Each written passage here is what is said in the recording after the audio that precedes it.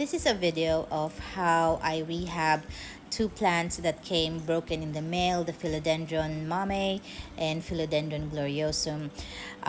They both came with broken stems, and so what we had to do was to remove all of the leaves and cut off the broken stems first. This is a video that showed how to do that. I had to make sure that I used clean scissors. I also had to check that the soil was still enough because some of it got knocked off. So in some cases like this gloriosum, I had to top up a bit of soil onto it, but still had to make sure that some of the stems were still on top of the soil. There is new growth on this, which is great, and when I have to repot, I had to make sure that there's room for that. So I didn't repot it right away in a different potting mix because I wanted this plant to acclimatize to my indoor conditions, and I wanted to recover from the stress that it came through. So I left it in this pot for about a week or so before repotting. All right, so we are going to repot this sad looking Philodendron gloriosum. So it has stayed in that pot for about a week now, more than a week actually. I let it acclimate. So now I'm going to have a look at how the roots look like.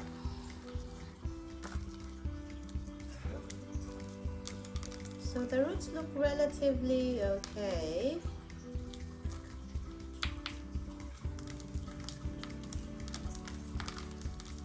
You just take all of these bits out. Now, one of the reasons why we're also repotting it is because it has hit the side of the pot, this part, and we are going to repot it in a wider pot because if it has hit the side, most of the time, not all the time, but most of the time it will stop growing. We have a nursery pot here. I'm using a very airy, even airier or chunkier than that last soil that it was in.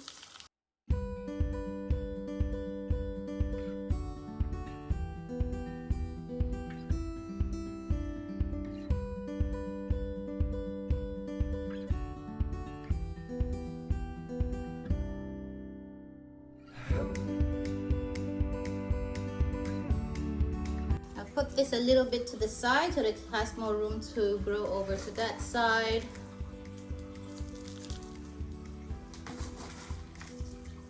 And we just want to make sure that the stem doesn't get buried underneath the soil, that only the roots go under there. And with this kind of plant where it has a lot of roots, this should do fine. In some of my repotting, I had to stake them to the soil because the roots were not big enough to actually anchor the whole plant, or if it's top heavy. This doesn't have any leaves, so I doubt that we'll have that problem.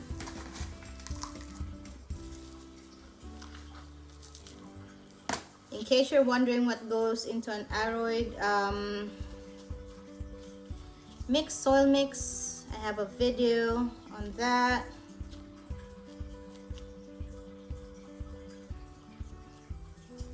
Very easy to follow. There you go. And that's it. So stems up on top of the soil. This has still a bit of room to grow. Then next part is just to water.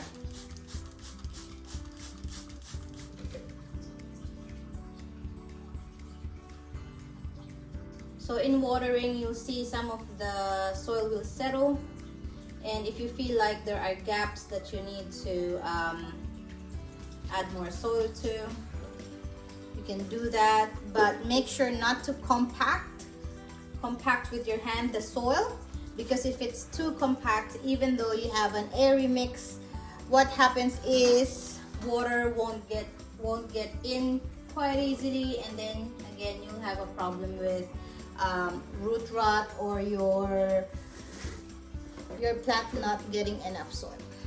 So as you can see, both have nice new leaves and even newer leaves coming through. As you can see there, the Gloriosum has an even bigger leaf coming through, same for the Mame. Now the Gloriosum did produce leaves earlier than the Mame, but I think the reason is because when we repotted the Gloriosum, it already had new growth coming in, while the Mame had to establish itself and needed that new growth to push through. But this just goes to show that as long as you have good roots and you have nodes where growth can come through, that you can, with time and effort, that you can definitely grow your plants healthier and rehab them. So that's it. Thank you.